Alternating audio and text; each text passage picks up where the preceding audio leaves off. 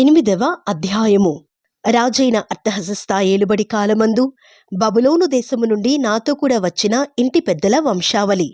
Phinehas వంశములో గెర్షోమును, ఈతామారు వంశములో దానియేలును, దావీదు వంశములో హట్టూషును, షెకన్యా పరోషుల వంశములలో జెకర్యాయు వంశావళికి 150 మంది పురుషులను లెక్కింపబడిరి.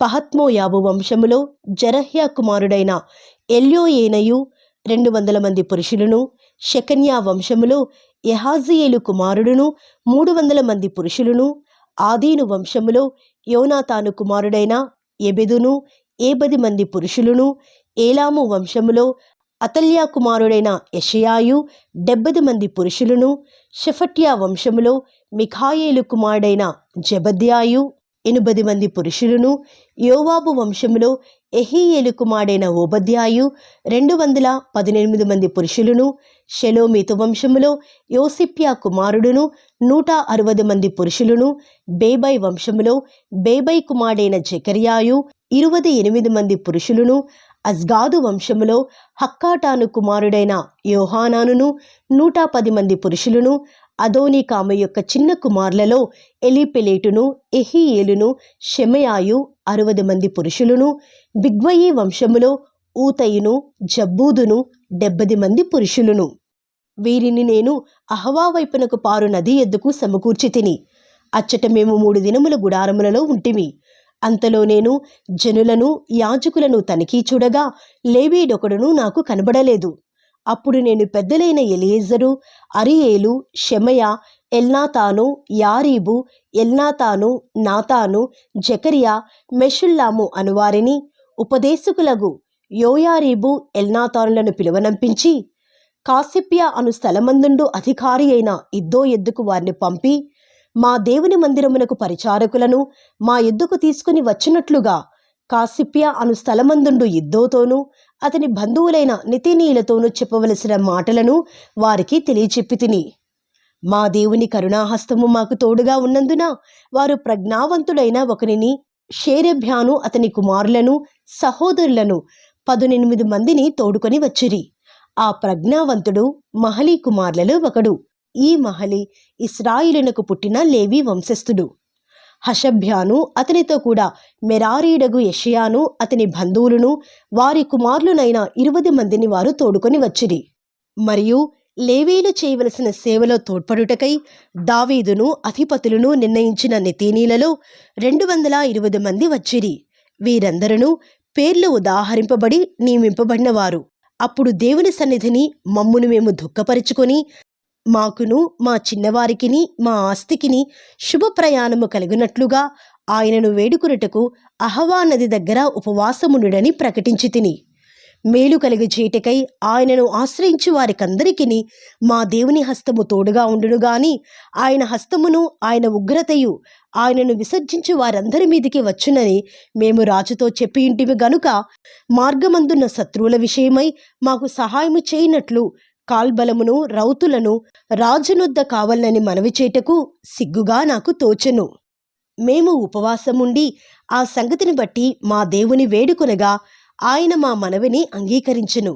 గనుక నేను యాజకులలో నుండి ప్రధానులైన 12 మందిని అనగా షేరెబ్యాను, హషబ్యాను వీరి బంధువులలో 10 మందిని ఏర్పరచి మా దేవుని మందిరమును ప్రతిష్ఠించుట విషయములో రాజును అతని మంత్రులను అధిపతులను అక్కడనున్న ఇశ్రాయేలీయులందరూ ప్రతిష్ఠించిన వెండి బంగారములను ఉపకరణములను తూచి వారికి అప్పగించి తిని, 1300 మనుగుల వెండిని, 200 మనుగుల వెండి ఉపకరణములను, 200 మనుగుల బంగారమును, 7000 తులముల గల 20 బంగారపు గిన్నెలను, బంగారమంత వెలగల పరిశుద్ధమైన 2 రాగి పాత్రలను తూచి వారి చేతికి అప్పగించి, మీరు యెహోవాకు ప్రతిష్ఠింపబడినవారు, పాత్రలను ప్రతిష్ఠితములైనవి, ఈ వెండి బంగారములను మీ పితరుల దేవుడైన యెహోవాకు స్వేచ్ఛార్పణలై ఉన్నవి.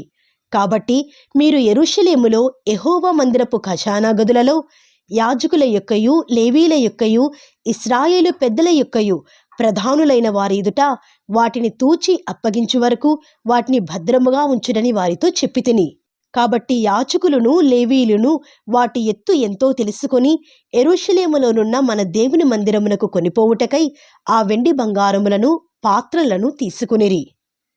మేము మొదటి నెల 12వ దినమందు యెరూషలేమునకు వచ్చుటకై అహవా నది నుండి బయలుదేరగా మా దేవుని హస్తము మాకు తోడుగా నుండి శత్రువుల చేతిలో నుండియు మార్గమందు పొంచియున్న వారి చేతిలో నుండియు మమ్మును తప్పించినందున మేము యెరూషలేమునకు వచ్చి 3 దినములు అక్కడ బస చేసితిమి.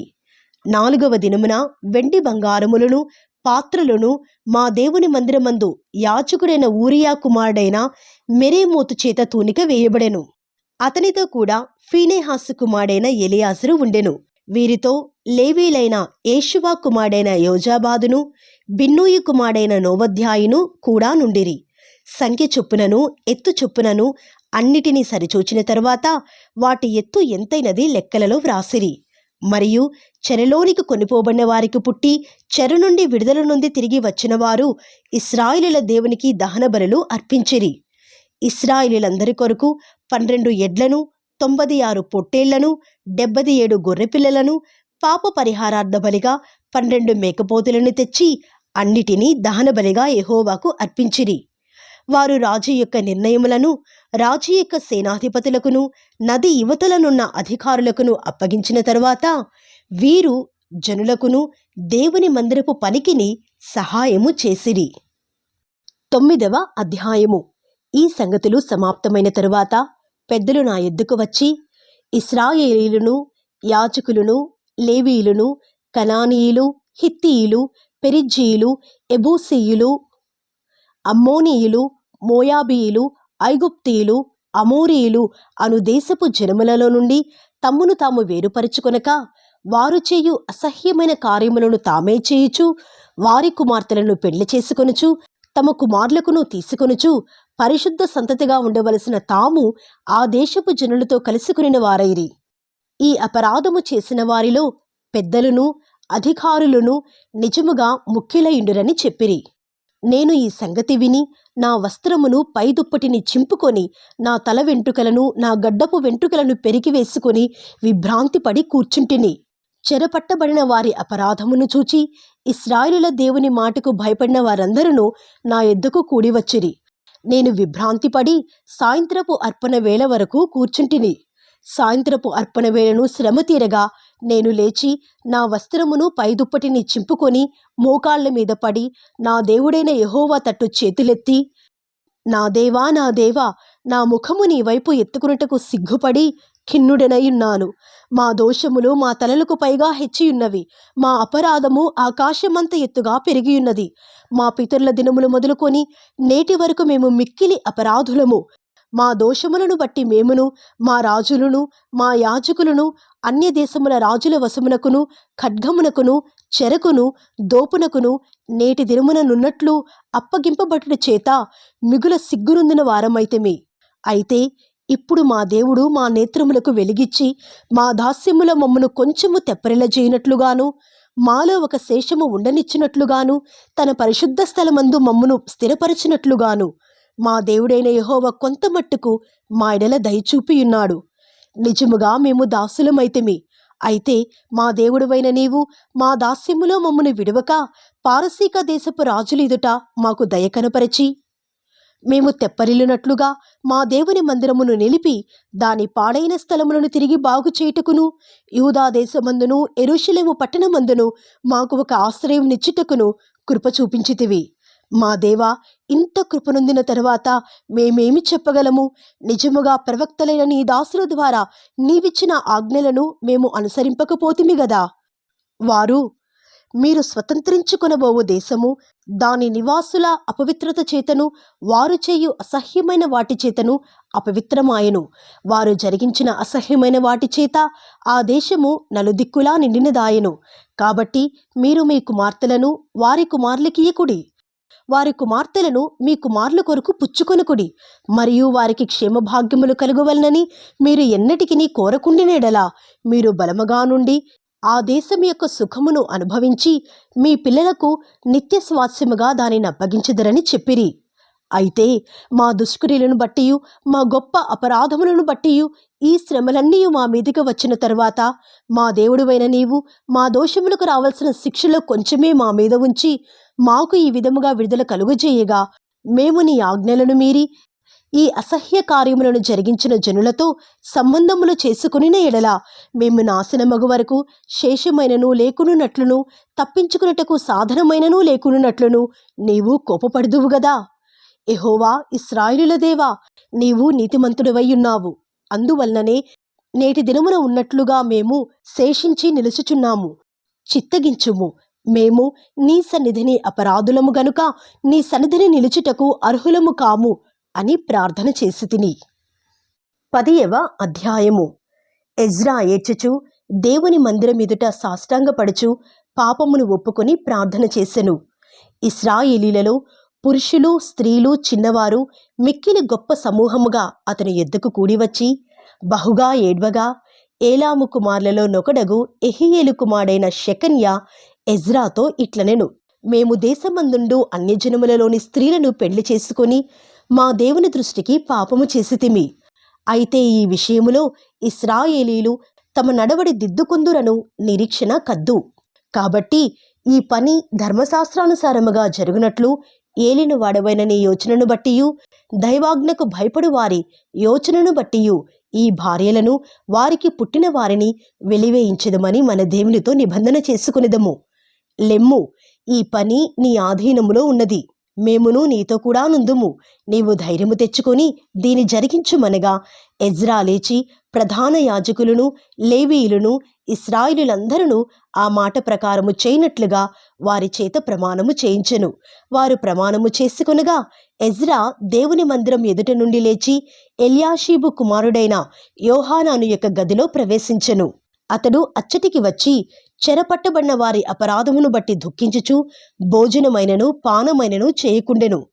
చెర నుండి విడుదల నొందిన వారందరూ యెరూషలేమునకు కూడి రావాలని యూదా దేశమంతటి యందును యెరూషలేము పట్టణమందును ప్రకటన చేయబడెను. మరియు 3 దినములలోగా ప్రధానులను పెద్దలను చేసిన యోచన చొప్పున ఎవడైనను రాకపోయిన ఎడల వాని ఆస్తి దేవునికి ప్రతిష్ఠితమగుననియు వాడు విడుదల నొందిన వారి సమాజములో నుండి వెలివేయబడుననియు నిర్ణయించిరి. యూదా వంశస్థులందరూ బెన్యామీనులందరూ ఆ 3 దినములలోగా యెరూషలేమునకు కూడివచ్చిరి. అది 9వ నెల. ఆ నెల 20వ దినమున జనులందరూ దేవుని మందిరపు వీధిలో కూర్చొని గొప్ప వర్షాల చేత తడయుచు ఆ సంగతిని తలంచుట వలన వణుకుచుండిరి. అప్పుడు యాజకుడైన ఎజ్రా లేచి వారితో ఇట్లనెను: మీరు ఆజ్ఞను మీరి అన్య స్త్రీలను పెళ్లి చేసుకొని ఇశ్రాయేలుల అపరాధమును ఎక్కువ చేసితిరి. కాబట్టి ఇప్పుడు మీ పితల యొక్క దేవుడైన యెహోవా ఎదుట మీ పాపమును ఒప్పుకొని ఆయన చిత్తానుసారముగా నడుచుకొనుటకు సిద్ధపడి దేశపు జనులను అన్య స్త్రీలను విసర్జించి మిమ్మును మీరు ప్రత్యేకపరచుకొని ఇండుడి. అందుకు సమాజకులందరూ ఎలుగెత్తి అతనితో ఇట్లనిరి: నీవు చెప్పినట్లుగానే మేము చేయవలసి ఉన్నది. అయితే జనులు అనేకులై ఉన్నారు, మరియు ఇప్పుడు వర్షము బలముగా వచ్చుచున్నందున మేము బయట నిలువలేము. ఈ పని 1-2 దినములలో జరుగునది కాదు. ఈ విషయములో అనేకులము అపరాధులము. కాబట్టి సమాజపు పెద్దలనందరినీ ఈ పని మీద ఉంచవలెను. మన పట్టణముల యందు ఎవరెవరు అన్య స్త్రీలను పెళ్లి చేసుకొనిరో వారందరూ నిర్ణయ కాలమందు రావలెను. మరియు ప్రతి పట్టణము యొక్క పెద్దలను, న్యాయాధిపతులను ఈ సంగతిని బట్టి మా మీదికి వచ్చిన దేవుని కఠినమైన కోపము మా మీదికి రాకుండా తొలగిపోవునట్లుగా వారితో కూడా రావలెను అని చెప్పెను. అప్పుడు ఆసాహేలు కుమారుడైన యోనాతానును తిక్వా కుమారుడైన యెహజ్యాయును మాత్రమే ఆ పనికి నిర్ణయింపబడిరి. మెషుల్లామును లేవీడైన షబ్బతయును వారికి సహాయులై ఉండిరి. చెర నుండి విడుదల నొందిన వారు అట్లు చేయగా యాజకుడైన ఎజ్రాయును పెద్దలలో కొందరు ప్రధానులను వారి పితల ఇంటి పేర్లను బట్టి తమ తమ పేర్ల ప్రకారము అందరినీ వేరుగా ఉంచి 10వ నెల మొదటి దినమున ఈ సంగతి విమర్శించుటకు కూర్చుండిరి.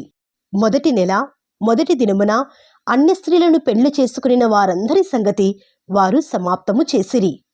యాజకుల వంశములో అన్య స్త్రీలను పెళ్లి చేసుకుని ఉన్నట్లు కనబడిన వారు ఎవరనగా యోజాదాకు కుమారుడైన యేషూవ వంశములోను అతని సహోదరులలోను మైసేయాయు, ఎలియేజరును, యారీబును, గెదల్యాయును.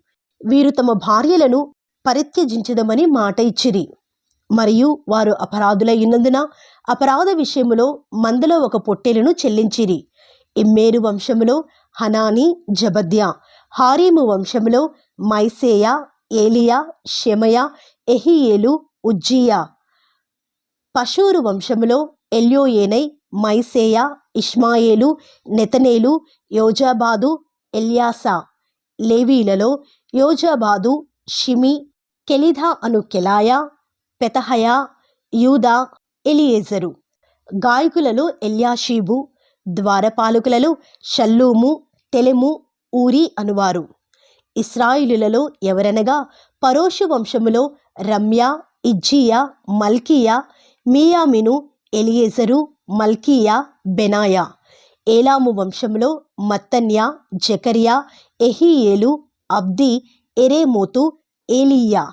జత్తు వంశంలో ఎల్యోయేనై, ఎల్యాషీబు, మత్తన్యా, ఎరేమోతు, జాబాదు, అజీజా. బేబై వంశములో ఎహోహానాను, హనన్యా, జబ్బయి, అత్లాయి.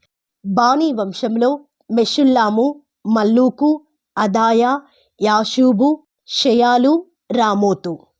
పహత్మోయాబు వంశములో అద్నా, కెలాలు, బెనాయా, మైసేయ, మత్తన్యా, బెసలేలు, బిన్నూయి, మనష్షే. హారీము వంశములో ఎలియేజరు, ఇష్షియా, మల్కీయా, షెమయా, షిమ్యోను, బెన్యామీను, మల్లూకు, షెమర్యా. హాషుము వంశములో మత్తనై, మత్తత్తా, జాబాదు, ఎలీపెలేటు, ఎరేమై, మనష్షే, షిమి. బానీ వంశములో మయదై, అమ్రాము, ఊయేలు, బెనాయా, బేద్యా, కెలూహు, వన్యా, మెరేమోతు, ఎల్యాషీబు, మత్తన్యా, మత్తెనై, యహసావు, బానీ, బిన్నూయి, షిమి, షిలెమ్యా, నాతాను, అదాయా, మక్నద్బయి, షామై, షారాయి, అజరేలు, షెలెమ్యా, షెమర్యా, షల్లూము, అమర్యా, యోసేపు. నెబో వంశములో ఎహియేలు, మత్తిత్యా, జాబాదు, జెబీనా, యద్దయి, యోవేలు, బెనాయా అనువారు. వీరందరూ అన్య స్త్రీలను పెళ్లి చేసుకుని ఉండిరి. ఈ స్త్రీలలో కొందరు పిల్లలు గలవారు.